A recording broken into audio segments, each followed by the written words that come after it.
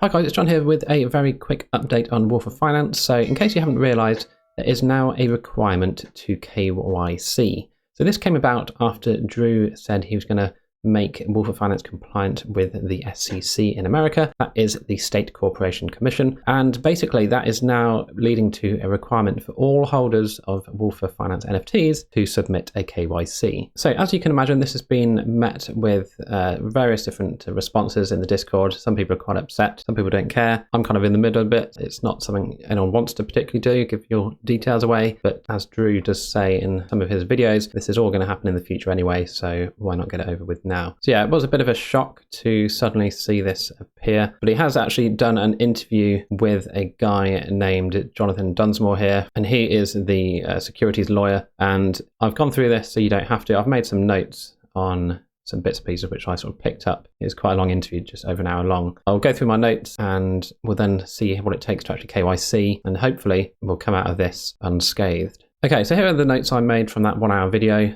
There may have been some bits and pieces I missed, so I'll put a link to that video in the description just in case. But yeah, so this is all because Wolf of Finance needs to be compliant with the SEC, so a KYC is now required. So there's obviously questions and answers in this interview that they had. One of them was going back to May 2022, where we were told that KYC was never going to be required. And apparently this, according to Jonathan, is the fact that Drew had inaccurate legal advice. So I don't know who the previous lawyer was or whoever he spoke to about this requiring KYC, but apparently he received inaccurate legal advice. So when that was said, that was specifically about minting Wolf NFTs. I guess most people thought in general that would just mean the overall project would never need a KYC. But anyway, that is answering that one. So the person who actually froze the NFTs and stopped the first payout was Jonathan Dunsmore himself. KYC is required. It is mandatory. You can't get around it. Even if you want to leave the system, you still have to fill in a KYC. So you have to do that before you're even going to be entitled to a refund. So yeah, this is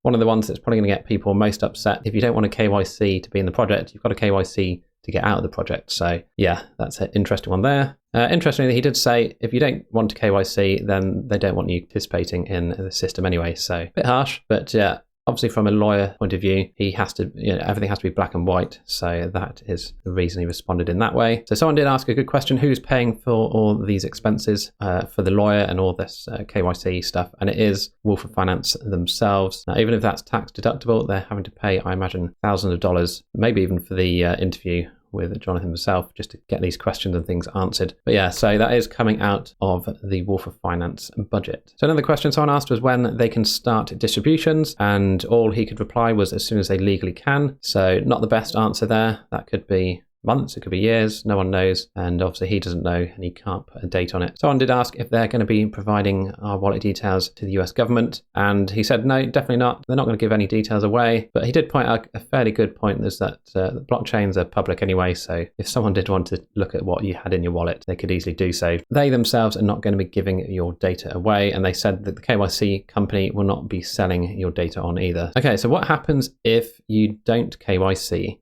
And bear in mind now, you've got 30 days to do this. So if anyone's gone away on holiday or just, set and forget their NFT, thinking that they'll come back to it one day with, a nice amount of money to withdraw, and actually, if you don't KYC in the next 30 days, your NFT will become a company asset. So basically, that means they're going to claim it back and it's going to be theirs, and you will have lost your $500 or however much you spent minting your NFT. It will be completely gone from your wallet, or maybe not gone from your wallet, but it'll be invalidated somehow, I guess. And yeah, it'll then become part of Wolf of Finance itself. So that's really harsh. 30 days isn't a long time to get this message out to people. If you're not on the Discord or you don't watch, Drew's videos on YouTube, then you may well be stuck. Coming back to this in a few months' time, wondering what's going on, and then realizing everything you've invested has gone. That's certainly one of the worst things about this, going down this list here. The next one is this one about banned countries. So if your country is on the ban list, they've got things like North Korea and Iran and other countries.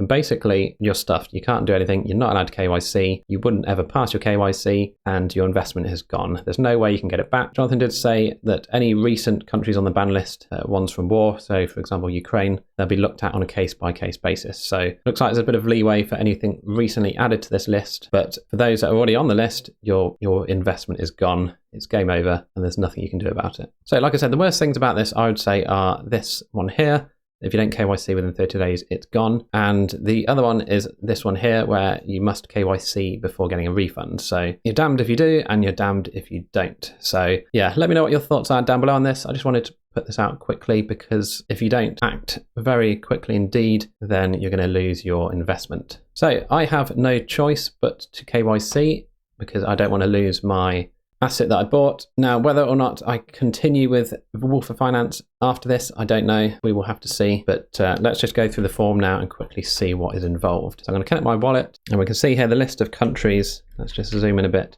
List of countries that are banned and not able to apply. So if you live in any of these countries, then I'm sorry, but your NFT is now useless to you. Okay, so what I'm going to do is get my wallet address from MetaMask and just pop it in here, and it should detect exactly what we've got. I'm not KYCing as a business. Total assets owned, and no, I don't own Wolf of Finance and Present NFTs, so I can submit this. Okay, once submitted, we can then use this token of trust platform, and again, select which one you've got. If you've got Present and Wolfer, click on the blue link. I'm going to click on this green one here. So here are the details about who this token of trust is. So obviously make sure you read through all this carefully. Then we have to go click on here, get verified.